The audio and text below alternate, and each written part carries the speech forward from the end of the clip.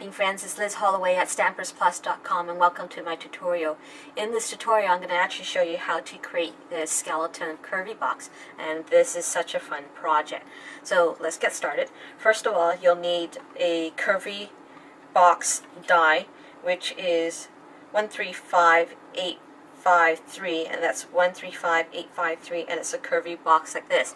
And what you're going to do is end up cutting two pieces of cardstock just like so, and when you're bending them you got to make sure that you're bending it the opposite way, okay, so that the curve is and the pointed end is on the top and left side, and then the opposite end is that the sharp end is on the right side and the curvy end is on the bottom.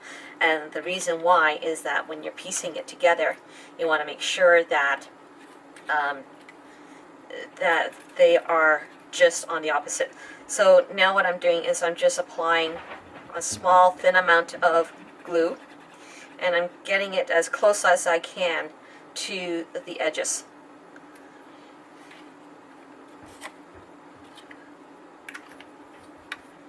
And then carefully lay this together, aligning at the corners, which is right here and here, and then just pressing down, holding your cardstock until it sets, and then taking your bone folder, and all you're going to do is lightly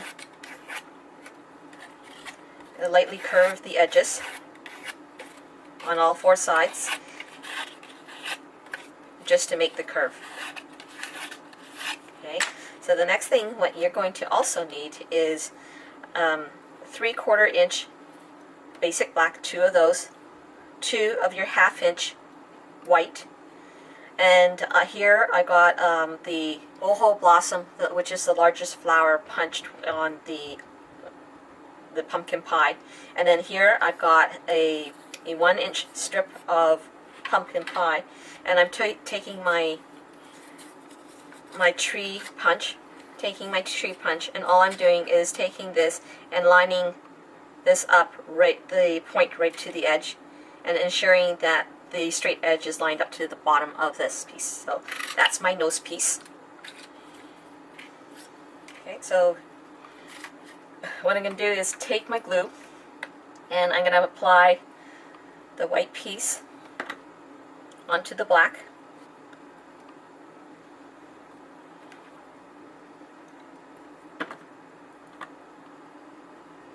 And then I got these googly eyes, and apply glue.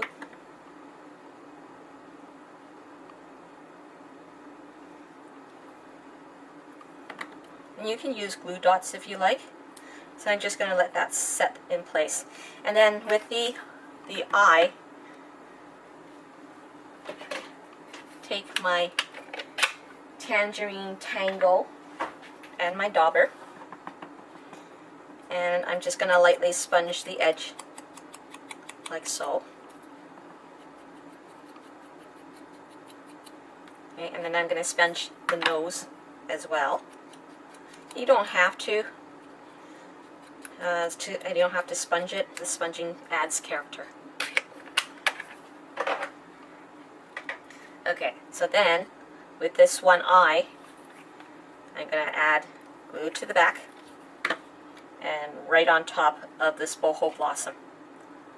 Okay, so then what I want to do, that's how the curvy top goes, is that when you got these two pieces, you see that there's a fold line here. I'm going to fold this back and fold the opposite way too. Okay, and then this comes together, and if you want more curve to the curvy side, go ahead and create more curve, and you can use this by just kind of bending it over, and then this will go like this together. Okay, so what I want to do is, before I actually assemble this, I'm going to create my faces. I'm going to create my faces on the pointy side. Okay, and taking a Sharpie pen or any kind of permanent black pen, And all you're going to do is just add squiggly mouth, just like so. Then just using pen and marking stitches on his mouth. Then the next thing is that you're going to add the nose.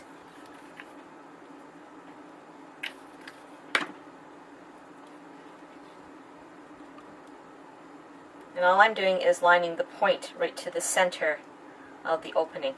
And then taking my dauber, and this already's got rose red or rose kind of ink on it, and I'm just lightly daubing just to give it a rosy cheek on each side. Okay, and then I'm going to add my eyes.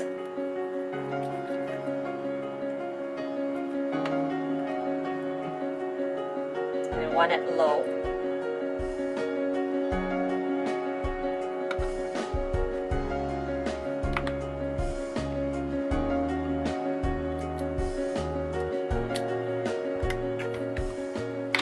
Okay, and now this is ready for assembling.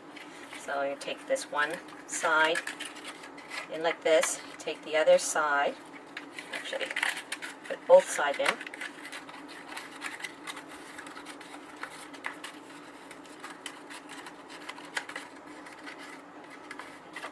And before you actually close it up, making sure that your curve is where you want it, and then just add 1 or 2 pieces of those Halloween candies.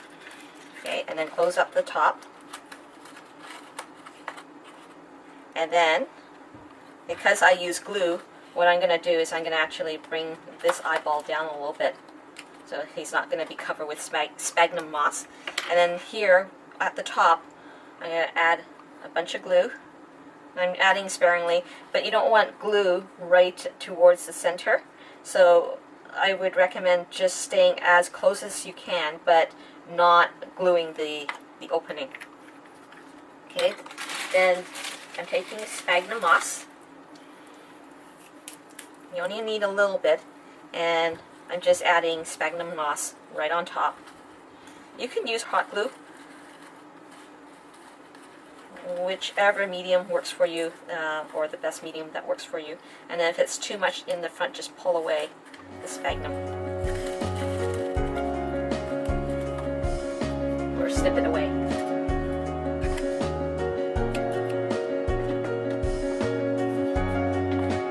Workstation.